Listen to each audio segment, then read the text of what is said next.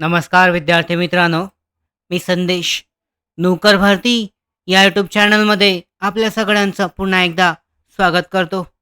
समाज कल्याण आयुक्तालय पुणे यांच्या अंतर्गत 219 जागांसाठीची भरती प्रक्रिया TCS मार्फत ही परीक्षा लवकरच म्हणजेच जानेवारी महिन्यामध्ये घेतली जाणार आहे. जानेवारी किंवा फेब्रुवारीमध्ये. त्या भरती परीक्षेसाठी जे GK-GSचं पॅटर्न आहे TCS पॅटर्ननुसार TCSकडून जे विचारले जाणारे नेहमी विचारले जाणारे जे महत्त्वाचे प्रश्न आहेत, या अगोदर आपण जवळ-जवळ 12 जे आहे 12 सेशन केलेली आहेत. 12 सेशनची प्लेलिस्ट आहे. प्लेलिस्टमध्ये चेक केले जाऊ शकतात. जे विविध व्हिडिओ आहेत. सामान्य ज्ञान सेक्शनवर सुद्धा आहेत. त्याचबरोबर जनरल नॉलेजमध्ये सेक्शन आहे. मराठी व्याकरण आहे, इंग्रजी व्याकरण या सेक्शनवर समाज कल्याण विभाग भरती प्रक्रियेसाठी TCS कंपनीकडून ज्या पद्धतीचे प्रश्न, संभाव्य प्रश्न विचारले जाऊ शकतात. त्याचबरोबर आत्तापर्यंत TCSच्या ज्या परीक्षा झालेल्या आहेत, यामध्ये आलेले जे महत्त्वाचे प्रश्न आहेत, हे यामध्ये कव्हर केलेले आहेत. लिंक आहे डिस्क्रिप्शन बॉक्समध्ये. ती प्लेलिस्ट तुम्ही चेक करू शकता. प्लेलिस्टमध्ये विविध जे व्हिडिओ आहेत, यामध्ये चेक केले जाऊ शकतात. आजच्या सेशनमध्ये सुद्धा TCSकडून यापूर्वी आलेले आणि येण्याची संभावना असणारे महत्त्वाचे 20 प्रश्न आपण कव्हर करूयात. पहिला प्रश्न, भारतातील दुसरे नोबेल पुरस्कार विजेते कोण आहेत? भारतामध्ये पाहू शकता एकूण 9 नोबेल पुरस्कार आतापर्यंत मिळालेले आहेत. एकूण 9 नोबेल पुरस्कार भारताला प्राप्त झाले आहेत 2024 पर्यंत. तर दुसरा नोबेल पुरस्कार कोणाला मिळाला होता? पर्याय यासाठीचे सुब्रमण्यम चंद्रशेखर, अमर्त्य सेन, व्यंकटरमण रामकृष्णन आणि चंद्रशेखर व्यंकटरमण. तर पाहू शकता बरोबर उत्तर आहे चंद्रशेखर व्यंकटरमण यांना भारताचा जे दुसरा नोबेल पुरस्कार आहे तो मिळाला होता. दुसरा नोबेल पुरस्कार त्यांना देण्यात आलेला होता. चंद्रशेखर व्यंकटरमण यांना तो प्राप्त झाला होता. प्रश्न क्रमांक दुसरा, रवींद्रनाथ टागोर यांना कोणत्या विषयात नोबेल पुरस्कार मिळाला होता? रवींद्रनाथ टागोर यांना नोबेल पुरस्कार प्राप्त झाला आहे आणि तो कोणत्या विषयामध्ये देण्यात आलेला होता? पर्याय भौतिकशास्त्र, अर्थशास्त्र, शांतता आणि साहित्य. तर रवींद्रनाथ टागोर यांना साहित्य या क्षेत्रामध्ये नोबेल पुरस्कार जो आहे हा देण्यात आलेला होता. त्यांचं साहित्य प्रसिद्ध होतं. या कारणामुळं रवींद्रनाथ टागोर यांना साहित्य या क्षेत्रामध्ये नोबेल पुरस्कार देण्यात आलेला होता. प्रश्न क्रमांक तिसरा, अर्थशास्त्राचे नोबेल पारितोषिक मिळवणारे पहिले भारतीय कोण? भारताला सगळ्यात पहिले जे अर्थशास्त्रामधलं पहिलं नोबेल पारितोषिक मिळालं हे कोणी मिळवून दिलं? पर्याय रघुराम राजन, अमर्त्य सेन, डॉक्टर मनमोहन सिंग आणि PV नरसिंहराव. बरोबर उत्तर पाहू शकता अमर्त्य सेन हे जे आहेत. अमर्त्य सेन यांना अर्थशास्त्राचं नोबेल पारितोषिक जे आहे हे भारतामधून मिळालं होतं. जे अर्थशास्त्रामधलं पहिलं नोबेल पारितोषिक भारताला मिळवून देणारे पहिले भारतीय अमर्त्य सेन हे आहेत. प्रश्न क्रमांक चौथा, नोबेल पुरस्कार मिळवणारे पहिले भारतीय व्यक्ती कोण? भारताला सगळ्यात पहिल्यांदा नोबेल पुरस्कार मिळवून देणारे भारतीय कोण आहेत? पर्याय रवींद्रनाथ टागोर, अमर्त्य सेन आहेत, हरगोविंद खुराना. त्याचं बरोबर उत्तर आहे रवींद्रनाथ टागोर यांना सगळ्यात पहिल्यांदा नोबेल पारितोषिक मिळालं होतं. सगळ्यात पहिल्यांदा जे नोबेल पारितोषिक आहे भारताला मिळवून देणारे हे रवींद्रनाथ टागोर हे आहेत. साहित्य या क्षेत्रामधून त्यांना नोबेल पुरस्कार देण्यात आलेला होता. प्रश्न क्रमांक 5वा, नोबेल पुरस्कार दरवर्षी कोणत्या तारखेला दिला जातो? नोबेल पुरस्कार हा दरवर्षी एका ठरलेल्या तारखेस वाटला जातो, म्हणजे पुरस्कार दिला जातो, सन्मानित केलं जातं. तो कोणत्या तारखेला दिला जातो? पर्याय 1 नोव्हेंबर, 1 डिसेंबर, 10 डिसेंबर आणि 1 जानेवारी. तर बरोबर उत्तर आहे 10 डिसेंबर. दरवर्षी 10 डिसेंबर या दिवशी नोबेल पुरस्कार जो आहे हा दिला जातो.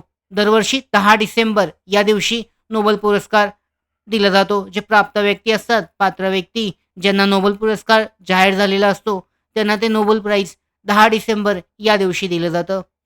प्रश्न क्रमांक 6वा, भगतसिंग, सुखदेव, राजगुरू यांना कोणत्या वर्षी फाशी देण्यात आली?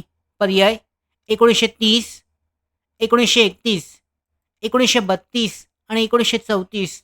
तर 1931 हे जे साल आहे, या साली भगतसिंग, सुखदेव, राजगुरू यांना हे स्वातंत्र्यवीर जे आहेत, या स्वातंत्र्य क्रांतिकारकांना यांना फाशी देण्यात आली होती.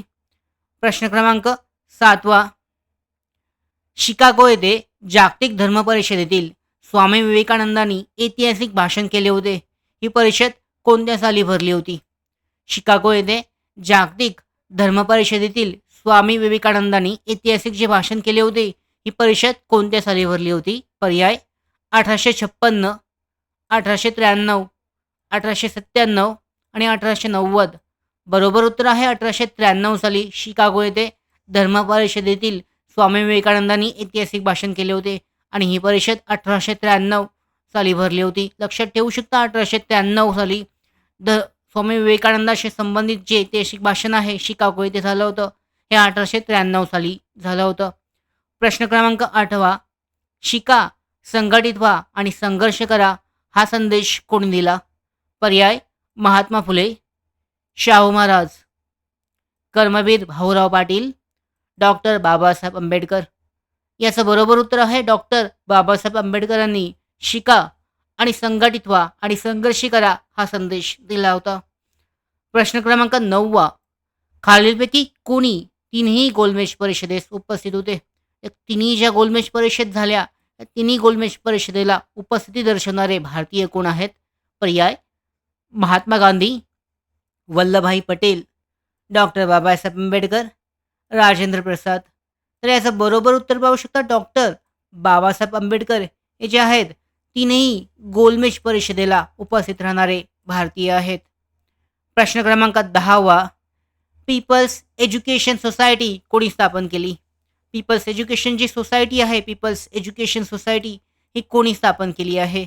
पर्याय यासाठीचे गोपाळ गणेश आगरकर, नारायण लोखंडे, डॉक्टर बाबासाहेब आंबेडकर आणि डॉक्टर आत्माराम पांडुरंग.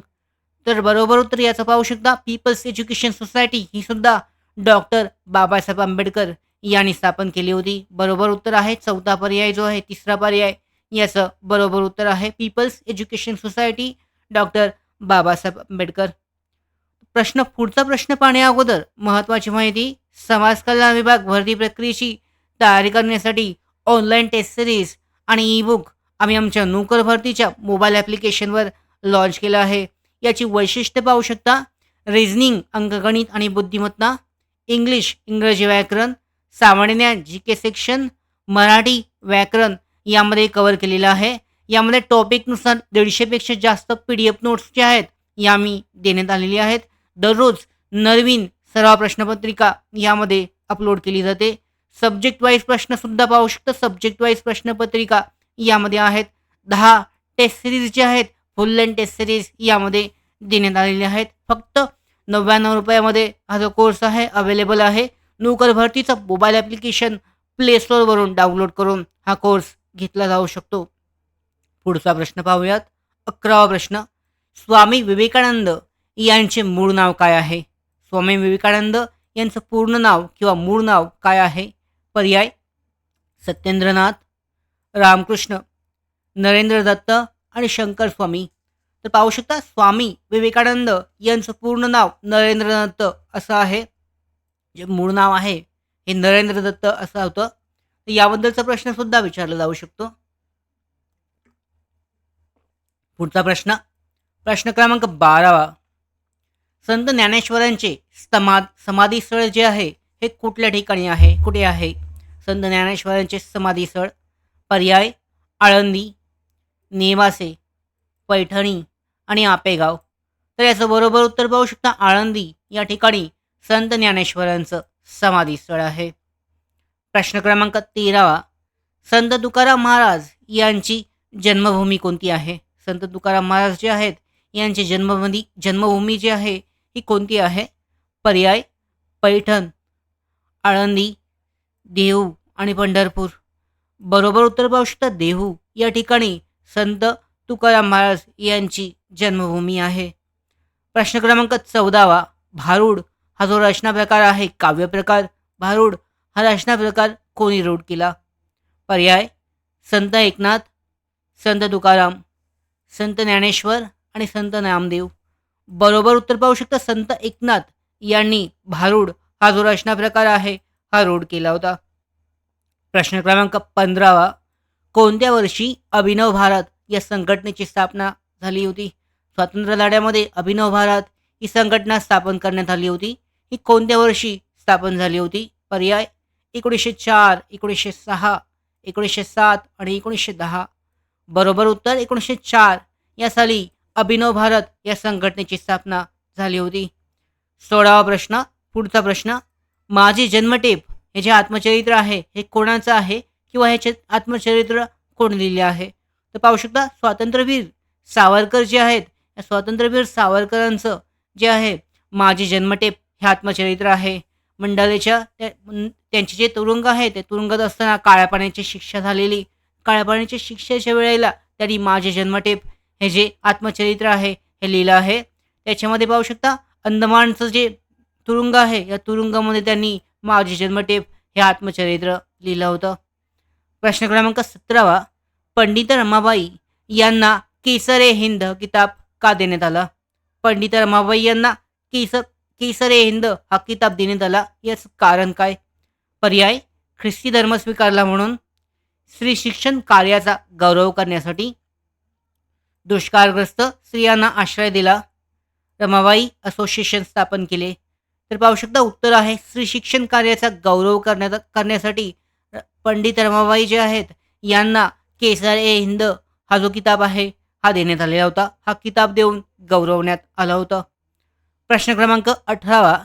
अंधांसाठी पहिली शाळा बातमी सदन जे आहे हे कोणी सुरू केले?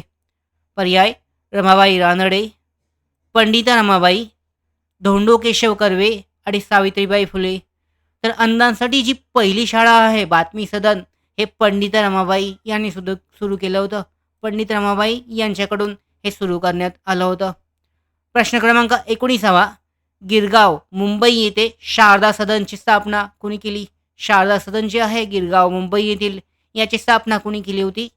पर्याय सावित्रीबाई फुले आणि वेझंट, पंडिता रमाबाई आणि ताराबाई शिंदे. बरोबर उत्तर आहे पंडिता रमाबाई यांनी गिरगाव मुंबई येथे शारदा सदनची स्थापना केली होती. प्रश्न क्रमांक 20वा. भारताला आत्तापर्यंत एकूण किती भारतीयांना नोबेल पारितोषिक मिळालेली आहेत? 2024 पर्यंतच्या आकड्यानुसार एकूण किती नोबेल पारितोषिक प्राप्त झाली आहेत? तर एकूण 9 नोबेल पारितोषिक जे आहेत, नोबेल पुरस्कार, नोबेल प्राइज आत्तापर्यंत भारताला प्राप्त झाली आहेत. बरोबर उत्तर आहे 9 हे उत्तर बरोबर आहे. तर अशा पद्धतीने समाज कल्याण विभाग भरती प्रक्रियेची तयारी करण्यासाठी TCSचा जो पॅटर्न आहे, TCS कडून जे नेहमी विचारले जाणारे प्रश्न आहेत, त्या प्रश्नांचा आजचा 13वा भाग, 13व्या सेशनमध्ये आपण जे महत्त्वाचे प्रश्न आहेत हे कव्हर केलेले आहेत. प्लेलिस्ट तुम्ही चेक करू शकता समाज कल्याण विभाग भरतीची, आणि त्या पद्धतीने या भरती प्रक्रियेसाठी तयारी केली जाऊ शकते. या भरती प्रक्रियेतल्या पुढच्या महत्त्वाच्या अपडेट्स मिळवण्यासाठीच नोकर भरतीच्या यूट्यूब चॅनलला सबस्क्राईब करा.